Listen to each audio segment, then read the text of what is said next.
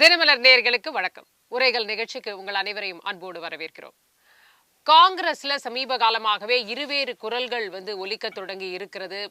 பேச்சுக்கள் வருகின்றன. அது ஆட்சியில் பங்கு வேணும், அதிக எண்ணிக்கையில எங்களுக்கு தொகுதிகள் வேண்டும், நாங்க நிறைய இடத்துல போட்டியிடணும் அப்படின்னு குரல்கள் எழும்பி கொண்டு வருது. ஒரு சைடு, இன்னொரு சைடு இல்ல நாங்க பேசிட்டு தானே இருக்கோம், நாங்க கேட்கல, அப்படிலாம் கேட்கல, காங்கிரஸ் திமுகவுடன் தான் கூட்டணி, அதுல எந்த மாற்று கருத்தும் இல்லை அப்படின்னு இன்னொரு குரல் வந்துகிட்டே இருக்கு. எங்களுக்கு வேற ஆப்ஷன்ஸ் இருக்கு அப்படின்ற மாதிரியான குரல் தான் இன்னொரு குரல் நம்ம கேட்கறது.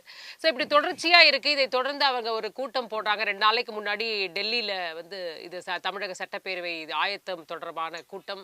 அதுல எல்லா நிர்வாகிகளும் கலந்து கொண்டு இனிமே இது தொடர்பா யாரும் எங்கேயும் கருத்துக்களை வெளியிடக்கூடாது, தனிப்பட்ட முறையில கருத்துக்களை பேசக்கூடாது அப்படின்றதும், கூட்டணி தொடர்பாக முடிவுகளை மல்லிகார்ஜுன கார்கே அவர்களும் ராகுல் காந்தி அவர்களும் தான் எடுப்பாங்க அப்படின்ற விஷயங்கள்லாம் முடிவாகுது. அதை தொடர்ந்து கூட இன்னமும் அந்த சமூக வலைதளத்துல பேச்சு அப்படிங்கிறது குறைந்ததா அப்படின்னா இன்னும் கேள்விக்குறியாகத்தான் இருக்கிறது அப்படின்றத பார்க்கிறோம். உடனே இவங்களெல்லாம் காங்கிரஸ் விட்டு வெளியில போயிடுவாங்களா அப்படின்னு ஒரு பக்கம் திமுக ஆதரவாளர்கள்லாம் சமூக வலைதளத்துல போட, அதற்கு மாணிக்கம் தாக்கூர் ரியாக்ட் பண்ணன்னு தொடர்ந்து போய்கொண்டு இருக்கிறது. இந்த நிலையில ராகுல் காந்தி அவர்களை கனிமொழி அவர்கள் சந்திக்க இருக்கிறார் நாளைக்கு மறுநாள் அப்படின்ற ஒரு விஷயம் வருது. எதற்காக இப்ப இந்த சந்திப்பு நிகழ இருக்கிறது? ஏன்னா இதெல்லாம் அடிப்படையில பார்க்கும் பொழுது இன்னொரு கட்சியோட வருகை தான் அந்த இரும்பு கோட்டை மாதிரி இருந்த இந்த திமுக காங்கிரஸ் உறவுல இப்படி ஒரு மாற்றத்தை உருவாக்கி இருக்கிறதா அப்படின்ற மிகப்பெரிய கேள்வி எழுந்திருக்கிறது.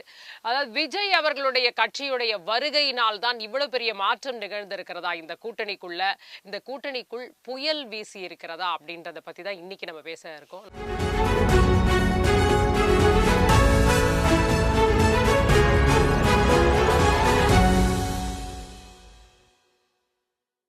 நம்மோடு 3 கருத்துரையாளர்கள் இணைந்திருக்கிறாங்க. முதலாவதாக மூத்த பத்திரிகையாளர் திரு பாக்கி அவர்கள் நம்மோடு இணைந்திருக்காங்க. வணக்கம் சார். மற்றும் இணையம் வழியாக இணைந்திருக்கிறார் காங்கிரஸ்ல இருந்து திரு சந்திரசேகர் அவர்கள். வணக்கம் சார். வணக்கம். மற்றும் அரசியல் விமர்சகர் திரு செல்வம் அவர்களும் நம்மோடு இணைஞ்சிருக்காங்க. வணக்கம் சார். வணக்கம் சார். வணக்கம். செல்வம் சார், உங்ககிட்ட இருந்து ஆரம்பிக்கலாம். எப்படி பார்க்கறீங்க திமுக காங்கிரஸுக்குள்ள வெறும் ஒரு கூட்டணி? இப்ப தேர்தல் நேரம், கூட்டணியில் இருக்கக்கூடிய கட்சிகள்னா எப்படியா இருந்தாலும் தொகுதியை அதிகமாக கேட்கதான் கேட்பாங்க, 4 கோரிக்கையை வைக்கதான் வைப்பாங்க. இது என்ன, இது ஒன்னும் ஆச்சரியப்படுறதுக்கு ஒண்ணும் இல்லை, இது நார்மலா நடக்கக்கூடிய ஒரு விஷயம் தானே. இது ஏன் இப்ப பெருசாக்கப்படுதுன்னு பாக்குறீங்க? தினமலர் உரைகள் நிகழ்ச்சி நடத்துகிற அந்த தினமலர் நிறுவனத்திற்கும், நெறியாளர் சகோதரிக்கும், அதே போலவே என்னுடைய சக பங்கேற்பாளர்கள் ஐயா பாக்கி அவர்களுக்கும், அண்ணன் சந்திரசேகர் அவர்களுக்கும், தொழில்நுட்ப கலைஞர்களுக்கும் என்னுடைய பணிவான மாலை வணக்கம். சகோதரி, இப்போ வழக்கமான தேர்தலை விட நான் அறிந்தவரை, எனக்கு வயது 64, நான் அறிந்தவரை 1947க்கு பிறகு, சுதந்திரத்திற்கு பிறகு இப்ப இவ்வளவு ஒரு குரூசியலா, இவ்வளவு ஒரு விசித்திரமான தேர்தல் கட்டமைப்பு இதுவரைக்கும் இல்லை. ஏன்னு கேட்டீங்கன்னா, இப்போ மூன்றாவது ஒரு வலுவான சக்தி ஒன்று அரசியல் களத்திற்கு வந்திருக்கிறது. அதே நேரத்துல அது அன்டெஸ்டட் நாட் ப்ரூவ்டு அப்படிங்கிறதுலாம் ஒரு பக்கத்துல, அதாவது அவருடைய செல்வாக்கு நிரூபிக்கப்படவில்லை, உறுதி செய்யப்படவில்லை அப்படிங்கிறதுலாம் வேற. அது ஒரு பக்கத்துல இருந்தா கூட இன்றைக்கு விஜய் ஒரு மாற்று சக்தியாக அரசியல் களத்துல இருக்கார். இந்த சூழ்நிலையில காங்கிரஸ் இயக்கம் 1967 பேரறிஞர் அண்ணா அவர்களால் மிக சாதுரியமாக அன்றைக்கு முரண்பட்டிருந்த ராஜாஜி அவர்களை ஒன்றாக இணைத்து, காயிதே மில்லத்தை இணைத்து, பொது உடைமை இயக்கங்களை எல்லாம் ஒன்றாக இணைத்து ஒரு மிகப்பெரிய கூட்டணி அமைத்து காங்கிரஸை வீழ்த்தினார். அதான் ரொம்ப முக்கியம். ரொம்ப முரண்பாடா இருந்த ராஜாஜி, குள்ளுகப்பட்டர் என்றெல்லாம் விமர்சித்த ராஜாஜியை ஒன்றாக இணைத்து அந்த தேர்தலில் காங்கிரஸ் வீழ்த்தப்பட்டது. அதே மாதிரி இப்போ என்னன்னு கேட்டீங்கன்னா, அன்றைக்கு 67 இழந்த ஆட்சி அதிகாரத்தை இன்றைக்கு வரை காங்கிரஸ் கட்சியால் பெற முடியவில்லை. ஏறக்குறைய 58 ஆண்டுகள் முடிஞ்சிட்டு. 58 ஆண்டுகள் முடிந்த பிறகும் கூட காங்கிரஸால் அதிகாரத்தை நோக்கி நகர முடியவில்லை. அந்த இயக்கம் இன்றைக்கு இருக்கிற காங்கிரஸ் ஆதரவாளர்கள் மத்தியிலே, காங்கிரஸ்ல இளைஞர்கள் இல்லை என்பது என்னுடைய கருத்து. இருந்தாலும் கூட காங்கிரஸை நேசிக்கக்கூடிய ஒரு 40 வயதுக்கு மேற்பட்ட வாக்காளர் பெருமக்கள், அரசியல் பார்வையாளர்கள் மத்தியில காங்கிரஸ் ஏன் அதிகாரத்திற்கு வரக்கூடாது, அதிகார பகிர்வு, அதிகாரத்திலே ஏன் பங்கெடுக்க கூடாது என்கிற எண்ணம் காங்கிரசார் மத்தியில மிக வலுவாக இருக்கிறது. இந்த சூழ்நிலையில இன்னும் திமுகவுக்கு என்ன கஷ்டம்னு கேட்டீங்கன்னா, திமுக நிறைய கட்சிகள் இன்றைக்கு பாட்டாளி மக்கள் கட்சியிலே மரியாதைக்குரிய ஐயா ராமதாஸ் அவர்களும் கூட காத்திருக்கிறார். ஒருவேளை தேமுதிக மரியாதைக்குரிய விஜயகாந்த் அவருடைய கட்சி கூட அங்கே காத்திருப்பவர் பட்டியல்ல அவங்களும் இருக்காங்க. அவங்க தாவேக்கா போறாங்களா, திமுகவுக்கு வராங்களா, இதெல்லாம் காங்கிரஸ் முடிவை பொறுத்து மாறும். காங்கிரஸ் திமுகவோட இருந்துட்டாங்கன்னா இவங்க 2 பேரும் தாவேக்காவுக்கு போவாங்க. இந்த நிலையில நிச்சயமா நம்ம பத்திரிகையில படிக்கிற செய்தி இதெல்லாம் பார்க்கும்போது காங்கிரஸ் அதிகார பகிர்வு வேண்டும் என்று விரும்புகிறது. இதுக்கு விஜய் ஒரு ஆப்ஷன் அவர் ஓபன் பண்ணிட்டாரு. என்ன பண்ணிட்டாரு, நாங்க ஆட்சிக்கு அதிகாரத்துல பங்கு கொடுப்போம்னு சொல்லிட்டாரு. சரி, ஒரு உதாரணத்துக்காக ஒண்ணு சொல்றேன். 40 தொகுதிகளும் ஒரு துணை முதலமைச்சரும் 5 அமைச்சர்களும் தருகிறோம் என்று தாவேகா தமிழக வெற்றி கழகம் சொல்லுமானால் காங்கிரஸ் அதை பரிசீலிக்காது என்று நீங்கள் எப்படி நம்புவீர்கள்? நம்ப முடியும். அதனால நிச்சயமா சொல்றேன், இது ஒரு மிகப்பெரிய மாற்றத்தை நோக்கி நகரும். சரி, இன்னொன்னு, இதே நிலை திமுகவுக்கு மட்டும்தானா நீங்க நினைச்சிடாதீங்க. தேசிய ஜனநாயக கூட்டணியிலேயே ஒரு கஷ்டம் இருக்கு. இன்றைக்கு கூட திரு தினகரன் அவர்கள் ஆளுநருடைய அந்த வெளிநடப்பை, ஆளுநர் தேசிய கீதத்தை வாசிக்கவில்லை என்று ஆளுநர் உரையை புறக்கணித்து வெளியே போறதுப்பா, அத கடுமையா விமர்சித்திருக்கிறார். யாரு? தினகரன். அப்ப இதுல என்ன சூட்சுமம் இருக்குன்னு கேட்டா, என்டிஏ கூட்டணியும் தேசிய ஜனநாயக கூட்டணியும் முழுமை பெறவில்லை. அதனால இன்னும் கூட ஒரு 10 நாட்கள் நீங்கள் காத்திருந்தால்தான் இந்த மாதம், ஜனவரி மாதம் இறுதி வரை இந்த குழப்பங்கள் நீடிக்கும். ஆனா காங்கிரஸ் கட்சி சகோதரி கனிமொழி அவர்கள் டெல்லியில மிகப்பெரிய அளவுல எல்லா தலைவர்களோடும் நெருக்கமாக இருக்கிறவர். திமுகவுடைய டெல்லி முகமாக அறியப்படுகிற சகோதரி திருமதி கனிமொழி அவர்கள் திரு ராகுல் காந்தி அவர்களை சந்திப்பதாக சொல்கிறார்கள். என்னதான் சந்திச்சா கூட, எவ்வளவுதான் பேசினாலும் கூட, அதிகாரம் அந்த கட்சி தன்னுடைய கையை விட்டு ஒரு 58 ஆண்டுகளுக்கு முன்னாலே போன அதிகாரத்தை மீண்டும் இந்த கட்சிக்கு கொடுக்க வேண்டும். 2029 நடக்கிற நாடாளுமன்ற தேர்தலில் மீண்டும் நாம் இன்னும் வலுவாக இந்த ஆட்சி அதிகாரத்தை, மத்தியிலே ஆட்சி அதிகாரத்திற்கு வர வேண்டும் என்று காங்கிரஸ் நினைத்தால் அதுல தவறில்லை. அப்படி மத்தியில் ஆட்சிக்கு வருவதற்கு தமிழ்நாட்டில் காங்கிரஸ் வலுவாக கால் ஊன்ற வேண்டும். கால் ஊன்ற வேண்டும் என்று சொன்னால், இப்போ ஒரு உதாரணத்துக்கு, எல்லா விஷயத்தையும் திமுக அமைச்சர்களிடத்தில் கையேந்தி நிற்பதை விட, நாம் யாரிடத்திலாவது அதிகாரத்தை யாசகம் கேட்பதை விட நாமே அதிகாரத்தில் இருந்தால் நல்லது, அந்த கட்சிக்காரர்களுக்கு ஏதாவது செய்ய முடியும் என்கிற எண்ணம் காங்கிரஸ் கட்சியை சார்ந்த அனைத்து பெருமக்களிடத்திலும் இருக்கிறது. அப்படி இருந்தால் அது தவறு இல்லைங்கிறது என்னுடைய கருத்து. ரைட். சந்திரசேகர் சார், அதாவது முன்னாடி ஒரு 2 நாளைக்கு முன்னாடி டெல்லியில கூட்டம் நடக்குது. இன்னைக்கு கூட ஒரு செயற்குழு கூட்டம் நடந்திருக்கிறது காங்கிரஸ்ல. இருந்தாலும் ஒரு பெரிய கிளாரிட்டி இல்லாத மாதிரி இருக்கு. நான் எதுவுமே இல்லை, நாங்க இனிமே 2 குரலா பேச மாட்டோம், ஒரே குரல் தான், இனி இதுதான் முடிவு அப்படின்னு ஒரு சாலிடான ஒரு விஷயத்த இன்னும் காங்கிரஸ் தரப்புல இருந்து முன்வைக்கவே மாட்டேங்கிறாங்களே, என்ன காரணம் சார்? நீங்க எந்த முடிவை பத்தி கேக்குறீங்கன்னு தெரியல. இப்போது எடுத்திருக்கின்ற முடிவு என்பது, அதாவது நீங்க இதுல நடந்துச்சு, டெல்லியில ஒரு கூட்டம் நடந்துச்சு அப்படின்னு கூட குறிப்பிட்டீங்க. டெல்லியில நடந்த கூட்டம் கூட ஆக்சுவலா என்ன முடிவு எடுத்திருக்காங்கன்னா, 2026, 25, 26 என்ன எடுத்திருக்காங்கன்னா, மறு கட்டமைப்புக்கான ஆண்டு, காங்கிரஸ் மறு கட்டமைப்புக்கான ஆண்டுன்னு தான் 25, 26 காங்கிரஸ் கட்சி முன்னோக்கி சென்று கொண்டிருக்கிறது. அதாவது கீழ்மட்ட அளவுல, அதாவது கிராம அளவுல கட்டமைப்பை மேல அதிகப்படுத்த வேண்டும், கட்டமைப்பை ஸ்ட்ராங் பண்ணணும் அப்படிங்கிறது தான் காங்கிரஸ் கட்சியுடைய முடிவாக இருக்கிறது. அதை நோக்கி காங்கிரஸ் கட்சி சென்று கொண்டிருக்கிறது. அந்த வகையில தான் தமிழ்நாட்டிலையும் கிராம கமிட்டிகள் அமைக்க வேண்டும் என்று முன்னெடுக்கப்பட்டு இன்றைக்கு பாத்தீங்கன்னா அகில இந்திய அளவுலேயே இதுவரைக்கும் இல்லாத ஒரு ப்ராசஸ். அதாவது மேலிடத்திலிருந்தே பிரதிநிதிகள் மாவட்டத்துல கருத்து கேட்டு மாவட்ட தலைவர்களை நியமிப்பது அப்படிங்கிற ஒரு ப்ராசஸ் இதுவரைக்கும் காங்கிரஸ்ல இல்லாத ஒரு ப்ராசஸ், புதிய ப்ராசஸ். அது மாதிரி கிட்டத்தட்ட 14 மாநிலங்கள்ல இதுவரைக்கும், தமிழ்நாடு உட்பட 14 மாநிலங்கள்ல மாவட்ட தலைவர்கள் நியமிக்கப்பட்டிருக்காங்க. ராஜஸ்தான், மத்திய பிரதேசம், வட இந்தியாவில் இருந்து இன்றைக்கு தென்னிந்தியாவிலும் தமிழ்நாட்டில் நியமிக்கப்பட்டிருக்கிறார்கள், மாவட்ட தலைவர்கள் நியமிக்கப்பட்டிருக்கிறார்கள். அதுலயும் நீங்க குறிப்பிடத்தக்க வகையில இன்றைக்கு பாத்தீங்கன்னா கிட்டத்தட்ட 61% வந்து ஒரு குறிப்பிட்டாரு நண்பர் செல்வம் அவர்கள் குறிப்பிட்டாரு, காங்கிரஸ் கட்சியில இல்லை என்று இளைஞர்கள் இல்லை என்று நினைக்கிறேன் அப்படின்னு ஒரு போற போக்குல அடிச்சு விட்டாரு. இன்றைக்கு மாவட்ட தலைவர்களே, எங்களுடைய மாவட்ட தலைவர்களை 61% 50 வயதுக்கு உட்பட்டவர்களாக நியமிக்கப்பட்டிருக்கிறார்கள். இன்றைக்கு நியமிக்கப்பட்ட மாவட்ட தலைவர்களில் 61% 50 வயதுக்கு கீழ் உள்ளவர்கள். அதே போல பெண்கள் முதல் முறையாக 4 பெண்கள் நியமிக்கப்பட்டிருக்கிறார்கள். அது மாதிரி எல்லோருக்கும் பிரதிநிதித்துவம் கொடுத்து இளைஞர்கள், சிறுபான்மை சமூகத்தினர், மற்ற சமூகத்தினர் என்று எல்லோருக்கும் ஒரு பிரதிநிதித்துவம் கொடுத்து இன்றைக்கு மாவட்ட தலைவர்கள் நியமிக்கப்பட்டிருக்கிறார்கள். அதை நோக்கி அந்த கட்டமைப்பு, மறு கட்டமைப்பு என்ற எங்களுடைய நோக்கத்தை நோக்கி சென்று கொண்டிருக்கிறோம். அதுதான் எங்களுடைய இன்றைக்கு மறு கட்டமைப்பை நோக்கி செல்றீங்க, கரெக்ட் தான். ஆனா அதிகார ஆட்சியில நாங்க கூட்டணி ஆட்சி தமிழகத்துல கிடையாதுன்னு திமுக தரப்புல கிளியர் கட்டா சொல்றாங்க. ஆனா வந்து எங்களுக்கு ஆட்சியில பங்கு வேண்டும்ன்ற ஒரு குரல் காங்கிரஸ்ல இருந்து வந்துகிட்டு இருக்கிறதுக்கான காரணம் என்ன? அதை இன்னமுமே கண்ட்ரோல் பண்ண முடியாத இருக்கு. இன்னமும் அந்த குரல் இருக்கதான் செய்யுது. நீங்க கூட்டம் போட்டு இனிமே தனியா பேசாதீங்க, யாரும் பேசக்கூடாதுன்னு சொன்ன பிறகும் அந்த குரல் ஒலித்து கொண்டுதான் இருக்கிறதுன்னு பாக்குறோம். அது எதனால?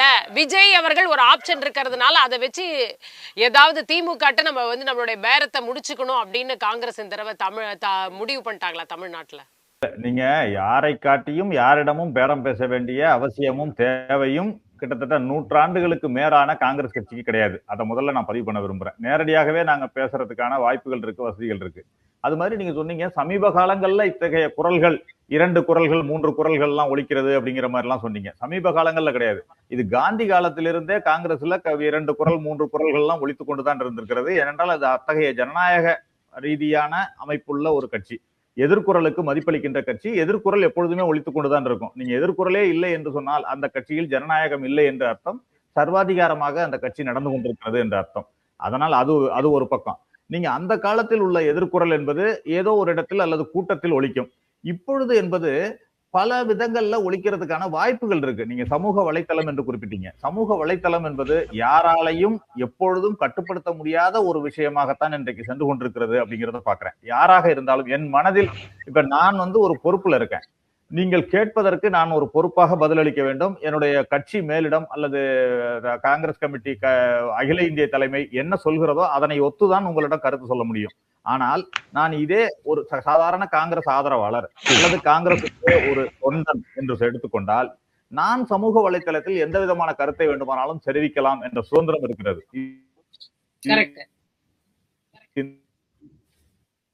இந்த என்னுடைய கட்சிக்கு மட்டும் சமூக வலைத்தளத்தில் உள்ள போய் பாத்தீங்கன்னா அவர்கள் எல்லோரும் எதிரெதிர் கருத்துக்களை, இப்ப நான் ஒரு கருத்து ஏதோ ஒன்று தெரிவிக்கிறேன், மனதில் உள்ள கருத்து தெரிவிக்கிறேன் என்று சொன்னால், ஒரு கட்சியை பற்றி தெரிவிக்கிறேன் என்று சொன்னால், அது கூட்டணி கட்சியாக கூட இருக்கலாம். என் மனதில் உள்ள கருத்தை ஒன்றை தெரிவிக்கிறேன் என்று சொன்னால் அந்த கட்சி சார்பாக அந்த கட்சியின் ஆதரவாளர்களாக உள்ளவங்க வந்து கடுமையான கருத்துக்களை கூறுறத பாக்குறேன். அது மட்டுமல்ல, இன்னொன்று கூட சமூக வலைதளத்துல இருக்கிறத நான் ஒத்துக்கிறேன். அங்க வந்து யார் வேணா பேசலாம் அப்படிங்கிறது.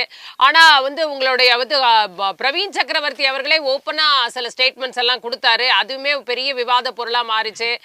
வந்து முதலீட்டை பத்தி பேசுறாரு, பொருளாதார வளர்ச்சியை பத்தி பேசுறாரு, விஜயை போய் பாக்குறாரு. இப்படி அவரே பல விஷயங்களை வந்து பண்றாங்க. திமுக தரப்புல இருந்து அவர் மீது நடவடிக்கை எடுக்கணும்ன்ற மாதிரியான விஷயங்கள்லாம் வருது. ஆனா இன்னி வரைக்கும் எதுவுமே நடக்கலாங்க. அப்படின்னா தலைமையே இந்த பேச்சுக்களை விரும்புகிறதா? காங்கிரஸ் தலைமையே இந்த பேச்செல்லாம் விரும்புறாங்க. தமிழ்நாட்டுல வேற ஏதோ லாபிக்கு தயாராகிறது காங்கிரஸ் தானே புரிஞ்சுக்கணும். இல்ல, நீங்க அது மாதிரி கருத்துக்கள் எல்லாம் வெளிவந்தது உண்மை. அது குறித்து தமிழ்நாடு காங்கிரஸ் கமிட்டிக்கு தலைவர் கூட ஒரு எதிர்ப்பு தெரிவித்து அகில இந்திய தலைமைக்கு ஒரு புகாராக அளித்ததும் உண்மை. ஆனால் இந்த கடந்த வாரம் நடைபெற்ற அகில இந்திய காங்கிரஸ் கமிட்டி அழைத்து ராகுல் காந்தி, அகில இந்திய காங்கிரஸ் தலைவர் கார்கே தலைமையிலான ஒரு கூட்டத்திற்கு பிறகு ஆன நடவடிக்கைகள் என்ன என்பதைத்தான் பார்க்கணும். அப்பொழுது அழைத்து இது சம்பந்தமாக எந்த கருத்துக்களையும், கூட்டணி சம்பந்தமாகவோ அதிகார பகிர்வு சம்பந்தமாகவோ நீங்கள் எந்த கருத்தையும் தெரிவிக்க கூடாது. உங்களுடைய கடமை என்னவென்று சொன்னால், அடுத்து தேர்தல் வருகிறது. 234 தொகுதிகளிலும் யார் நின்றாலும் சரி, கூட்டணி கட்சிகளாக இருந்தாலும் சரி, நாம் நின்றாலும் சரி, அதில் வேலை பார்த்து வெற்றி பெறுவதற்கான வாய்ப்புகளை உருவாக்குவதற்காக வேலை செய்யுங்கள் என்று அனுப்பியிருக்கிறார்கள். இன்றைக்கு அதற்காகத்தான் செயற்குழு. இன்றைக்கு பாத்தீங்கன்னா செயற்குழு போட்டிருக்கிறோம் என்று சொன்னால் அடுத்து எந்த வகையில் மாநாடுகளை அல்லது வேறு ஏதாவது செயல் திட்டங்களை தீட்ட முடியும். ஒரு மீனவர் காங்கிரஸ் சார்பாக ஒரு மாநாடு நடத்துவது என்று தீர்மானிக்கப்பட்டிருக்கிறது. அதுபோல மகளிர் அணியின் சார்பாக ஒரு மாநாடு நடத்தலாம் என்று தீர்மானிக்கப்பட்டிருக்கிறது. அதுபோல பொதுவாக கிராம கமிட்டிகள் எல்லாம் அமைக்கப்பட்டிருக்கிறது. அவர்களை அழைத்து ஒரு மாநாடு போடலாம் என்று இன்றைக்கு தமிழ்நாடு காங்கிரஸ் கமிட்டி தலைவர் திரு செல்வ பெருந்தகை அவர்கள் தலைமையிலான கூட்டத்துல ஒரு டிஸ்கஷன் நடைபெற்றிருக்கிறது. அதை தவிர கூட்டணியை பற்றி யாரும் பேசக்கூடாது என்ற முடிவினால் யாரும் அதை பற்றி விவாதிக்கவில்லை என்ற தகவலையும் இங்க பதிவு செய்ய விரும்புறேன். அப்படி பேசி இருந்தால் இன்றைக்கே வெளியில் வந்திருக்கும். ஏனென்றால் எங்களோட கூட்டமே பாத்தீங்கன்னா ஓப்பன் தான் நடக்கும். எல்லோரும் எல்லாம் பேசுவாங்க. ஆனால் பத்திரிகையாளர்களும் அதை குறிப்பெடுத்துப்பாங்க. அந்த அளவிற்கு நடக்கின்ற கூட்டங்கள் தான் எங்களுடைய கூட்டமாக இருக்கும். அதனால் யாருமே அதை பற்றி வெளிப்படையாக விவாதிக்கவில்லை. எனவே இனி வரும் காலங்களில் இந்த கூட்டணி சம்பந்தமாகவோ அல்லது வேறு எந்த விஷயம் என்றால் ஏற்கனவே கூட்டணி சம்பந்தமாக 5 நபர் குழு அமைத்து திராவிட முன்னேற்ற கழக தலைவரும் தமிழக முதல்வருமான திரு ஸ்டாலின் அவர்களை சந்தித்து முதல் கட்டமாக பேச்சுவார்த்தை நடத்தி இருக்கிறார்கள். அடுத்த கட்டமாக அவர்கள் திமுக சார்பில் அமைக்கப்படும் குழுவுடன் எங்கள் குழு பேச்சுவார்த்தை நடத்தும் என்று அறிவிக்கப்பட்டிருக்கிறது. அதுதான் இன்றைக்குள்ள நிலை. மற்ற விவரங்கள் அனைத்தையும் எங்களுக்கு கூடுதல் சீட்டு வேண்டும் அப்படின்னு நினைக்கிறது எல்லா கட்சியுமே நினைப்பது சகஜம்தான். அந்த கட்சி தலைவர்களாக இருக்கட்டும் அல்லது தொண்டர்களாக இருக்கட்டும், அதிகார பகிர்வாக இருக்கட்டும் அல்லது கூடுதல் இடங்களாக இருக்கட்டும், இதெல்லாம் விரும்புவது இல்ல. இவ்வளவு நாளா அப்படி இல்ல. அப்ப மைனாரிட்டியா இருந்த போது கூட, திமுக மைனாரிட்டியா இருந்த போது கூட யாருமே ஆட்சியில பங்கு கேட்கல. ஆனா இப்ப கேக்குறாங்க அப்படிங்கிறது தான் இந்த இடத்துல நம்ம தொடர்ந்து பேசலாம். இந்த பாக்கி சார், நீங்க எப்படி பாக்க, பீகார் ஒரு தோல்வி அப்படின்னா எங்கேயாவது ஒரு ஹோல்டு காங்கிரஸ்க்கு தேவைப்படுது. அந்த மாதிரி இடமா இப்ப தமிழ்நாட்டை பார்த்து இதுதான் சான்ஸ். இப்ப விஜய் கட்சி ஒண்ணு நடுவுல வந்திருக்கு. இதை வச்சு நம்மளுடைய லாபிய, நம்மளுடைய நெகோசியேஷன் பவரை நம்ம உயர்த்திக்கிட்டாதான் உண்டு அப்படின்னு ஒரு கணக்கு போட்டு இருவேறு குழுக்களாக செயல்பட்டு கொண்டிருக்கிறதா காங்கிரஸ்? விஜயை காட்டி திமுகவிடம் அதிக இடங்களை பெறுவது என்பதுதான் குறிக்கோளாக இருக்க முடியும். அது லாஜிக். அது ஒன்றும் பெரிய இது இல்லை. நீங்கள் சொன்னதில் ஒரு முரண்பட்ட கருத்தை தெரிவிக்கிறேன். அதாவது மைனாரிட்டி அரசாங்கம் கலைஞர் கருணாநிதி தலைமையில் மைனாரிட்டி அரசாங்கம் நடைபெற்ற போது கூட EVK இளங்கோவன் தமிழ்நாடு காங்கிரஸ் தலைவராக இருந்தபோது ஆட்சியில் பங்கு கேட்டார். அது நீங்க மாற்றி சொல்லிருக்கீங்கன்னு நினைக்கிறேன். அது இல்லை, அப்பவே கேட்டாங்க. அப்போ கலைஞர் கருணாநிதி செய்த சாதுரியம் என்னன்னா, அவர் இந்த மாநில தலைவர்களுக்கெல்லாம் ஆன்சர் பண்ண மாட்டார். நேராக டெல்லியில் போய் சரி கட்டிடுவார். எப்படி உங்களுக்கே தெரியும், நாங்கள் தமிழ்நாட்டில் நாங்கள் மேஜர் பார்ட்டி, நாங்கள் எங்கள் தலைமையில் ஆட்சி நடக்கட்டும், உங்களுக்கு பாண்டிச்சேரியிலும் இதே கூட்டணி தான், புதுச்சேரியிலும் அதே கூட்டணியாக தான் இப்போ களம் இறங்கினார்கள். அதில் வெற்றி பெற்ற போது காங்கிரஸே ஆட்சி அமைக்கட்டும், அதில் திமுக பங்கு கேட்காது, ஆட்சியில் பங்கு கேட்காதுன்னு சொல்லி அதை சமாளித்தார். அப்போது நிலைமை வேற. மாநிலத்தில் கட்சி தலைவர்கள்லாம் பங்குக்கு ஆட்சி அதிகாரத்தில் பங்கு, ஆட்சியில் பங்கு, கூட்டணி அரசுன்னு சொல்லுவாங்க. நேரிய மேலிடத்தில் இவங்க கலைஞர் கருணாநிதி போன்றவர்களும் சரி கட்டிடுவாங்க. இப்போ நிலைமை எப்படின்னா, இந்த இஷ்யூவே எங்கே ஆரம்பிச்சது? கிரீஷ் சோடங்கர் தான் திருநெல்வேலியில பேசினாரு. அப்புறம் ராஜேஷ் பேசுறாரு. நான் ஏன் கிரீஷ் சோடங்கர் சொல்றேன்னா, அவர் தேசிய தலைவர். முன்னெல்லாம் மாநில தலைவர்கள் கேட்பாங்க, தேசிய லெவலில் அது மாற்றப்படும். இப்போ இடமே தேசிய தலைவர். இவர் பிரவீன் சக்கரவர்த்தி யாரு? National leader. ஸோ காங்கிரஸ் கட்சியோட மேலிடமே கூடுதல் இடங்கள், ஆட்சியில் பங்கு போடுவதில் ஆர்வம் காட்டுவது என்று இயல்பான இது. அது அரசியலில் தப்பு ஒன்றும் கிடையாது. இது என்னன்னா, இதில் என்ன விஷயம்னா, தாவேகாவோட அவர் சேர்வதற்கான சாத்தியக்கூறுகள் இல்லை, அறவே இல்லைன்னு கூட சொல்லலாம். அதை காட்டி திமுகவிடம் பேசுவார்கள். இல்ல, இப்ப இப்படி ஒரு பிரச்சனையே வரும்பொழுது டைரக்டாவே ராகுல் காந்தி அவர்களும் முதலமைச்சர் அவர்களும் பேசியே இது மேல நீங்க சொன்ன மாதிரி முன்னாடி எல்லாம் பிரச்சனை அப்படியே பேசி சால்வ் பண்ணிப்பாங்கன்னு சொல்றீங்க. அப்ப இப்பவுமே அப்படியே பண்ணிருக்கலாம். இது இவ்வளவு தூரம் வளர விடணுமா? இந்த சூழலுக்கு இதை கொண்டு போகணுமா? அப்போது நிலைமை காங்கிரஸ் ஆட்சியில அதிகாரத்துல தேசிய அளவு செல்வாக்கு மிக்க கட்சியா இருந்தது. இப்ப அப்படி இல்லை. இவர் மெனக்கிட்டு போய் ராகுல் காந்தியை ஸ்டாலின் பார்க்க வேண்டிய அவசியம் இல்லை. கூட்ட போராட்டங்கள்லாம் மாரல் சப்போர்ட் நிறைய கொடுத்துருக்காரு. நீங்கள் அதை ஒன்று கவனிக்கணும். காங்கிரஸ் கட்சி கிரைசிஸ் பீரியடில் தேசிய அளவில் எங்கே இருந்தாலுமே ஸ்டாலின் மாரல் சப்போர்ட் கொடுக்குறாரு. அதில் மாற்று கருத்து கிடையாது. அதனால் காங்கிரஸ் கட்சி திமுகவுக்கு லாயலாக இருக்கணும் என்று இவர்கள் எதிர்பார்ப்பார்கள். இப்போ ராஜா தான் சந்தித்தார் ராகுல் காந்தியை கூடலூரில், ஸ்டாலின் சந்திக்கலை. அப்போ என்ன அர்த்தம்? எங்கள் தலைவர்களே, எங்கள் கட்சிக்காரங்களே உங்களோட பேசி முடிவு பண்ணுவாங்க. அதுதான் அர்த்தம். ரெண்டாவது, சிதம்பரம் ஸ்டாலினை பார்க்குறாரு. அப்போது வந்து இது வேண்டாம், இந்த மாதிரி இதில் என்டர்டைன் பண்ணலை, என் கட்சி மேலிடத்துக்கு அது உடன்பாடு இல்லைன்னு சொல்லிட்டு இதே சிதம்பரம் ராகுல் காந்திக்கு ஸ்டாலினோட பேசினதை சமாச்சாரத்தை அங்கே சொல்கிறார். நம்ம வந்து இந்த நேரத்தில் தாவேக்கா போகிறதில் எதுவுமே சரியில்லை. ரெண்டாவது 20 வருஷமாக கிட்டத்தட்ட 2004 அமைஞ்ச கூட்டணி, சோனியா காந்தியும் கலைஞர் கருணாநிதியும் இருந்தபோது அமைந்த கூட்டணி, நடுவில் மட்டும் ஒரு கேப் இருந்தது, தொடர்ந்து நீடித்து வருகிறது. வெற்றி கூட்டணியாக பல தளங்களில் இருந்திருக்கு. ஓரிரு மக்களவை தேர்தலை தவிர பார்த்தீங்களா இதுவாக இருக்குது. ஸோ நம்ம அவங்களோட இருக்கிறது தான் நல்லது அப்படின்னாங்க அப்படின்னு சிதம்பரம் சொன்னதாக தெரியுது. இன்னொரு விஷயம் என்னென்னா, கூடுதல் இடங்கள் கேட்பதில் தவறில்லை, அது கேட்டுருவாங்க. ஆனால் கூடுதல் இடங்கள் கேட்டால் எவ்வளவு கேட்பாங்க, அதை எந்த அளவுக்கு பிரித்து கொடுப்பாங்க திமுக? ஏன்னா அவங்களுக்கு ஒரு கம்பல்ஷன் இருக்குது. காங்கிரஸ் கட்சி கூடுதல் இடங்களை கேட்டால் மற்ற கட்சிகளும் கேட்பாங்க. மதிமுக கேட்கும், விசிகே கேட்கும், கம்யூனிஸ்டுகள் கேட்பாங்க. அப்போ அவங்களுக்கு கொடுத்துட்டு போனால் திமுகவுக்கு கணிசமான இடங்கள் கிடைக்கும். பட் அவங்களோட டார்கெட் என்ன? 200 இடங்களையும் திமுகவே போட்டியிடணும். அல்லது அதாவது இது என்ன எப்படிலாம் சின்னத்திலேயாவது திமுக கட்சியினோட சின்ன உதயசூரிய சின்னத்தில் போட்டியிடணும்.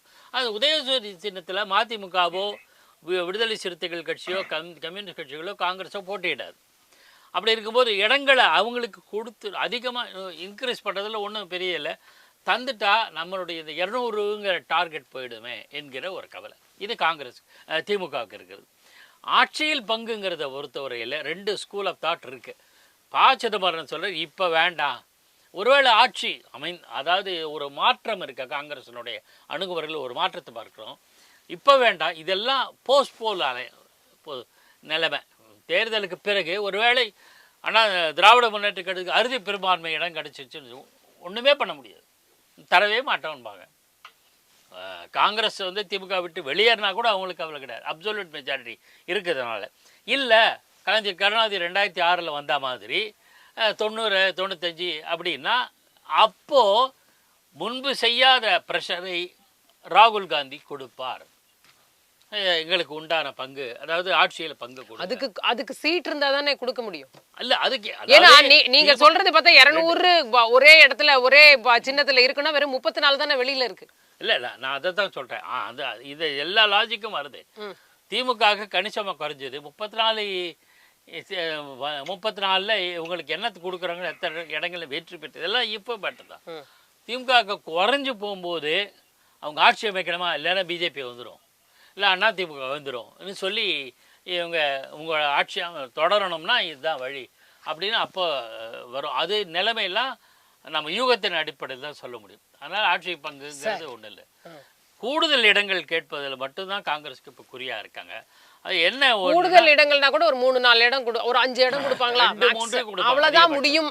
ஏன்னா அவ்வளவு பேர் அங்க இருக்காங்க, இன்னமும் கட்சிகள் வர போறாங்கன்னு சொல்றாங்க. அவங்களுக்கு கட்சி வரதுக்கு வாய்ப்பு இருக்காது. நீங்க சொல்றது தேமுக sealed almost they come to an agreement. பாமக ராமதாஸ் ஐயா வந்து போறதுக்கு அவர் போய் என்ன தாக்கத்தை ஏற்படுத்துவார், அவருக்கு எந்த அளவுக்கு நம்ம கட்சி அவருடைய திறமை ஒரு அனுபவம். திமுகவை பொறுத்த வரைக்கும் வந்து காங்கிரஸ் எங்கேயும் போகாது அப்படிங்கறதுல அவங்க திடமா நம்புறாங்களா அந்த விஷயம்? தாவேகா சைடு போயிடுவாங்களோன்னு ஒரு சின்ன ஒரு பயம் இருக்கா? தாவேகா சைடு போகிறதுக்கு இல்லை, தாவேகாவை சொல்லி இவங்க கேட்பாங்க அப்படின்னு. ஒருவேளை எந்த மாற்றமும் வரலாம். தாவேகாவுடைய நிலைப்பாடு என்ன தெரியலையே. நீங்கள் அந்த கட்சியினோட பலம் தெரியாது, ரெண்டாவது அந்த கட்சியினோட நிலைப்பாடு எதுவுமே தெரியாது சொல்கிறாங்க. ஆனால் ஒரே ஒரு பாயிண்ட் மட்டும் இருக்குது. என்னென்னா, தாவேகா கூட்டத்தில் பேசின விஜய் எல்லா கட்சிகளும் கடுமையாக திமுகவை விமர்சிக்கிறார், அவ்வப்போது கொள்கை எதிரின்னு பாஜகவை விமர்சிக்கிறார். ஒரே ஒரு முறை அதிமுக விமர்சித்தார். இதெல்லாம் நான் கணக்கு சொல்லிடுறேன். எந்த முறையும் விமர்சிக்காத கட்சி காங்கிரஸ் கட்சி. அப்போ திறந்து வச்சிருக்கேன் உங்களுக்கு அப்படின்ற ஒரு ரிலேஷன்ஷிப் ராகுல் காந்தி அவர்களுக்கும் விஜய் அவர்களுக்கும் இருக்கு அப்படிங்கிறது ஜெனரலா சொல்றது தானே. கரூர் இன்சிடென்ட்க்கு அப்புறமும் ஃபோன் பண்ணி என்ன ஏதுன்னு கேட்டாரு அப்படின்ற ஒரு விஷயங்கள்லாம் வந்துட்டே இருக்கு. பிரவீன் சக்கரவர்த்தி பார்த்தாரு. நாம அது மாதிரியான ஸ்ட்ரே இன்சிடென்ட்டை வச்சு நம்ம கணக்கு போட முடியாது. ஆனால் அவர் பார்த்தீங்கன்னா அவர் எல்லா கட்சிகளையும் விமர்சித்திருக்கிறார், பெரிய கட்சிகளை. அவர் விமர்சிக்காத ஒரே கட்சி காங்கிரஸ். ஆனால் அதுக்கு என்ன சொல்லுவாங்கன்னா அவங்க மத்தியிலே ஆட்சி இல்லைல்ல, மாநில ஆட்சி இல்லை, மாநிலத்தில் ஆட்சியில் இருக்கிற திமுகவை விமர்சனம் பண்ணுறோம், மத்தியில் ஆட்சியில் இருக்கிற பாஜகவை கொள்கை தெரியும் சொல்கிறோம், ஆட்சி இல்லாத கட்சியை பற்றி நான் ஏன் சொல்லணும் அப்படின்ற ஒரு பார்வை இருக்குது. இதுதான் தாவேக்காவின்னு சொல்லியிருக்காங்க, இப்போ பொது தளங்களே சொல்லியிருக்காங்க. ஸோ ஆனாலும் கூட தாவேக்கா அடுத்து இந்த சிபிஐ கேஸுக்கு பிறகு ஜனநாயகம் பிரச்சனை தீர்ந்த பிறகு அவர்கள் என்ன அரசியல் நிலைப்பாட்டை எடுக்கிறார்கள் என்பதை பொறுத்து காங்கிரஸ் கட்சி அப்போது கூட நான் அறிந்த வரையில் எனக்கு கிடைச்ச தகவல் படி அவங்க வேற எந்த பக்கமும் போக மாட்டாங்க, கூடுதல் இடங்கள் கேட்பது மட்டும்தான் வைப்பாங்க. சரி, ரைட். செல்வம் சார், இப்போ என்டிஏ வந்து ரொம்ப ஆவலோட எதிர்பார்க்குதா திமுகவில இருந்து காங்கிரஸ் பிரிஞ்சு வந்துடணும்பா, தாவேக்காவை கூட போய் சேர்ந்தா கூட பரவாயில்ல அப்படின்னு எதிர்பார்க்குதா? ஏன்னா தனியா ஒரு பலமில்லாத ஒரு சூழல்ல நிக்குதா? இதை எதிர்பார்த்து இப்போ ஏமாற்றம் அடைகிறாங்களா? ஏன்னா வெறும் சீட்டு தான் அதிகமா கேட்க போறாங்க அப்படின்றது ரொம்ப தெளிவா தெரியுது இப்ப இருக்கக்கூடிய சூழ்நிலை பார்த்தா. அப்ப அந்த அலையன்ஸ்க்கு ஒரு பெரிய ஏமாற்றமா இருக்கா இந்த செய்தி? சகோதரி, அரசியல்ல மற்ற எல்லாத்துலயும் ஒன்னையும் கூட்டினா 2, அரசியல்ல மட்டும்தான் 3 ஆகும். அதாவது எதிரிகளுடைய பலகீனம் இவர்களுக்கு கூடுதலான ஒரு பலத்தை கொடுக்குங்கிறது தான் பொதுவான நியதி. அரசியல்ல மட்டும்தான் மேத்தமெட்டிக்ஸ், அரித்மெட்டிக்னு சொல்றது. அதனால இப்ப நீங்க அண்ணன் சந்திரசேகர் அவங்க சொன்னாங்க காங்கிரஸ் எந்த கட்டத்திலும் திமுக விட்டு போகாதுங்கிற மாதிரி சொன்னாங்க. நான் அதுல முரண்படுறேன். ஏன்னு கேட்டீங்கன்னா திரு பி. சிதம்பரம் அவர்களும் தமிழ்நாடு காங்கிரஸ் கமிட்டியினுடைய இன்றைய தலைவர் திரு செல்வ பெருந்தகை அவர்களும் திமுகவுக்கு மிக இணக்கமாக இருக்காங்க. அதே நேரத்துல மாணிக்கம் தாகூரும் ஜோதிமணியும் அவங்க 2 பேர் நாடாளுமன்ற உறுப்பினர்கள். நாடாளுமன்ற உறுப்பினர் மாத்திரமல்ல, திரு ராகுல் காந்தி அவர்களுக்கு மிக நெருக்கமாக அணுக்கமா இருக்கிறவங்க. இன்னும் சொல்ல போனீங்கன்னா ராகுல் காந்தி அவர்களுடைய நேரடி விசுவாசிகளாகவும் நேரடி பார்வையில் இருக்கிறவங்க. அதனால அவங்க 2 பேருடைய கருத்தையும் நாம உதாசீனப்படுத்திட முடியாது. அண்ணன் சந்திரசேகர் சொன்னாங்க அகில இந்திய காங்கிரஸ் கமிட்டியோட கூட்டத்துக்கு பிறகு எந்த கருத்துமே வரலைன்னு சொன்னாங்க. மாணிக்கம் தாகூர் அவர்கள் நேற்றைக்கு என்று நினைக்கிறேன் அவருடைய ட்விட்ல பாருங்க, அவர் சொல்லியிருக்காரு திமுகவுடைய ஐடி விங்க அல்லறை சில்லறைகளுக்கெல்லாம் நான் பதில் சொல்ல வேண்டிய அவசியம் இல்லை அப்படின்னு சொல்லியிருக்காரு. அவங்க ஒரு ட்வீட் போட்டாங்க, அதுக்கு உடனடியாவே அவர் பதில் ட்வீட் போட்டு இந்த நீங்க சொன்ன அந்த இது விஷயத்தை சொல்லியிருக்காரு, பண்ணிட்டாங்க. அதனால நான் என்ன சொல்றேன்னா தங்கச்சி சகோதரி, இது அரசியல்ல அதாவது ஒரு நாள் என்பது நீண்ட நேரம், அதாவது ஒரு நாள் இரவு என்பது நீண்ட நேரம். அதே போலவே அரசியல் ஒரு சந்தர்ப்பங்களின் விளையாட்டு தான். அரசியல் ஒரு நாடக மேடை, தந்திர பூமி. இதனால என்ன நடக்கும் என்ன நடக்காதுங்கிறத நாம இப்போ பேசுற எல்லாமே அனுமானத்தின் அடிப்படையில பேசுறது. அதே நேரத்துல நான் ஒண்ணு கேளுங்க, அதிகாரத்துல யாருமே பங்கு வேண்டான்னு கேட்க மாட்டாங்க. பங்கு வேண்டாம் எங்களுக்கு அப்படின்னு சொல்ல மாட்டாங்க. 2006 என்ன நிலைமைன்னு கேட்டீங்கன்னா அன்றைக்கு திமுகவுடைய தயவு காங்கிரஸ்ல இருந்த மன்மோகன் சிங் அரசுக்கு தேவைப்பட்டது. அதனாலதான் இன்னொன்னு பி. சிதம்பரம் போன்றவர்களுக்கு என்னன்னு கேட்டா மறுபடியும் அவர் நாடாளுமன்ற மாநிலங்களவைக்கு போகணும்.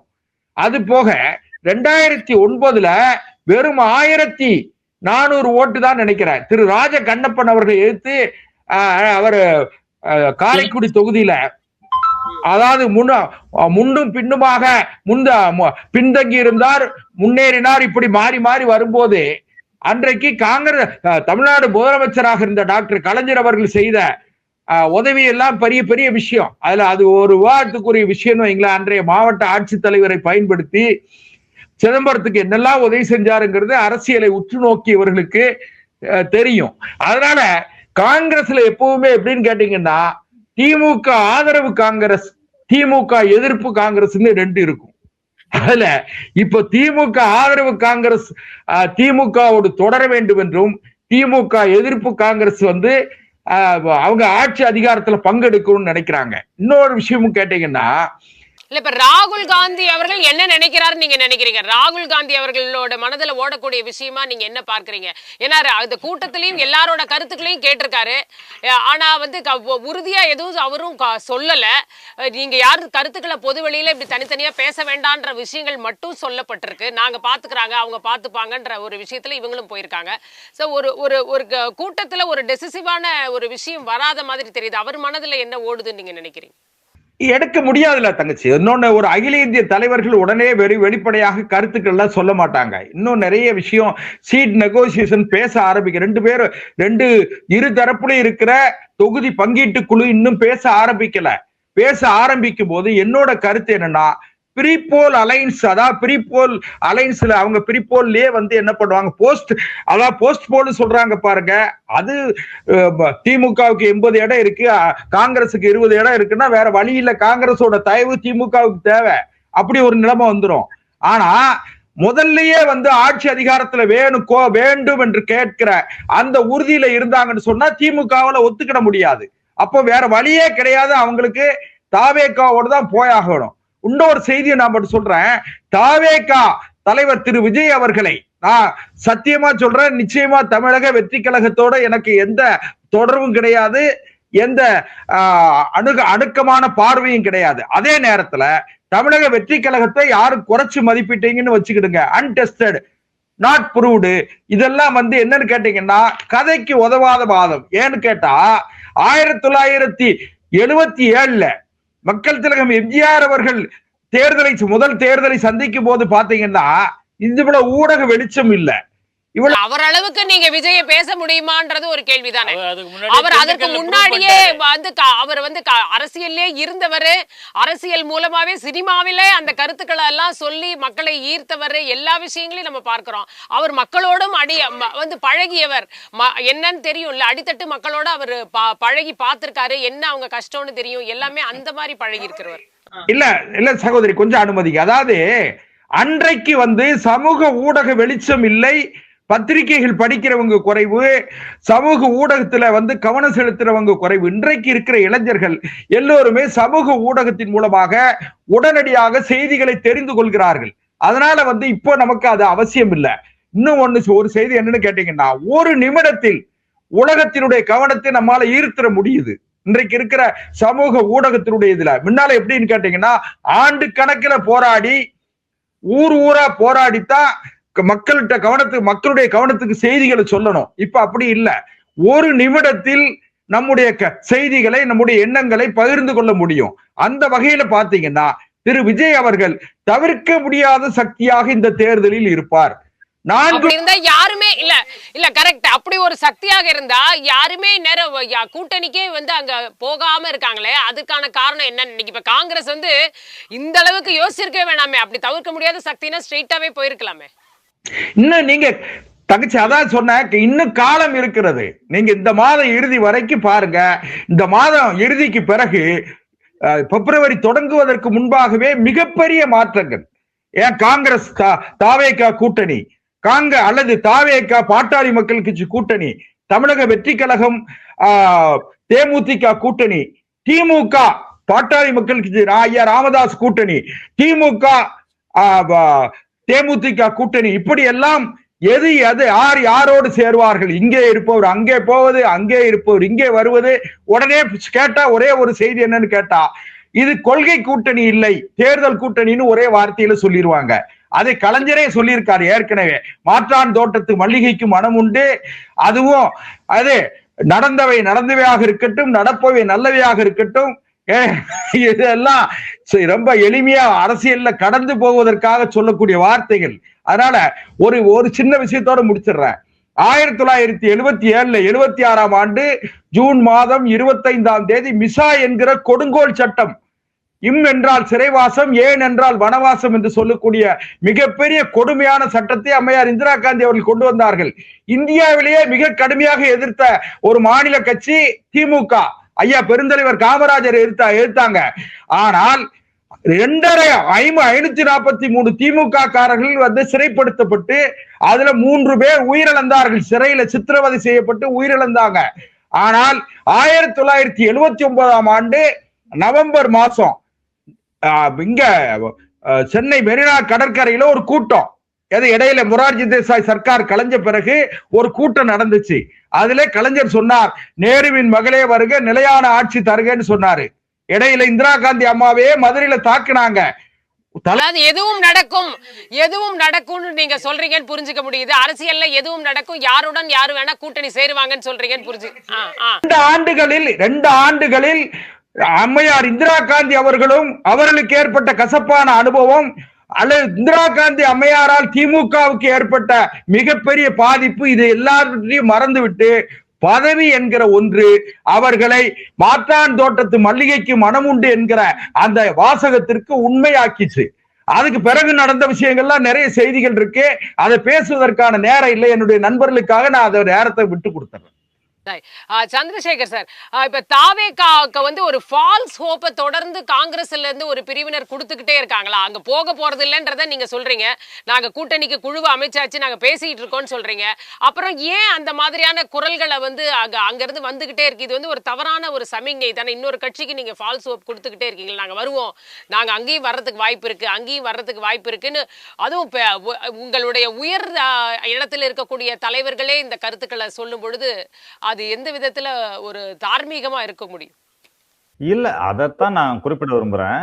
அவர்களுக்கு ஆதரவு என்பது வேறு, அவர்களோட கூட்டணி செல்வோம் என்பது வேறு. இரண்டு செய்திகளை நான் இங்க குறிப்பிட விரும்புறேன். ராகுல் காந்தி அவர்கள் கூட இந்த கரூர் சம்பவத்துக்கு அப்புறம் தொடர்பு கொண்டாரு அப்படின்லாம் பேசுனீங்க. அது மாதிரி இந்த ஜனநாயகன் படத்துக்காக ஒரு ட்வீட் போட்டிருந்தாரு. இதெல்லாம் வச்சு கூட சொல்லப்படுகிறது.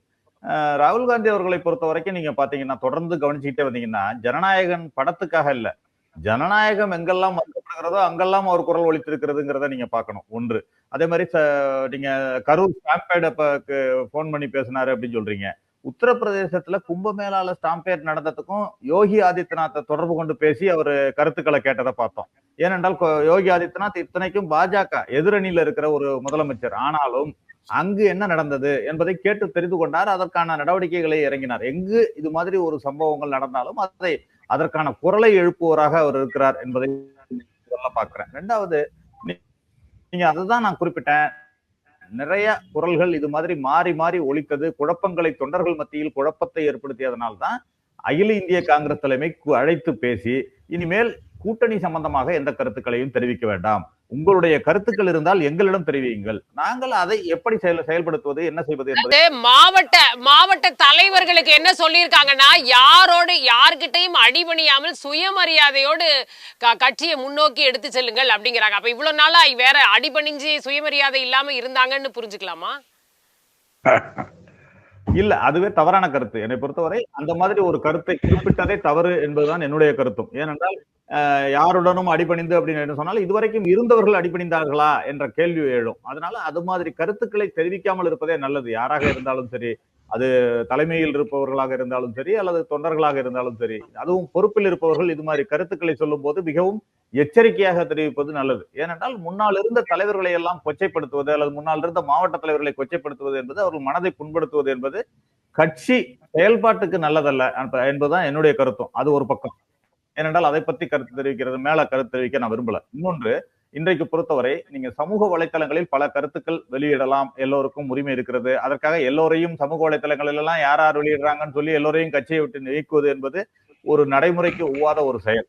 அது வேறு.